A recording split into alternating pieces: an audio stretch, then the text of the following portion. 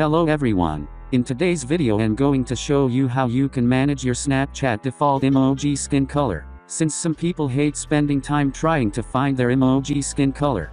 And you can set it to default and you will never need to select your skin color. So in today's video, I'm going to show you how you can set your default emoji skin color of Snapchat. So to do all that, just make sure you watch till the end of the video. So without any further ado, let's start by opening Snapchat. So now that it's open, you can see that we on our home page. So to set your Snapchat default skin emoji, simply click on your profile icon.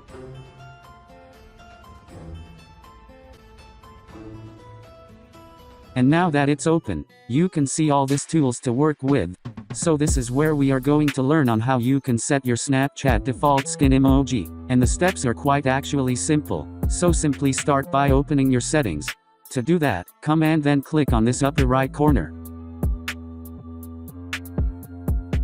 And now as you can see it's open. You can see all these tools to work with, so make sure you really wish to set your emoji skin color. So to do that, simply slide down to the bottom, and then go on the additional services button. So simply come and then click on manage.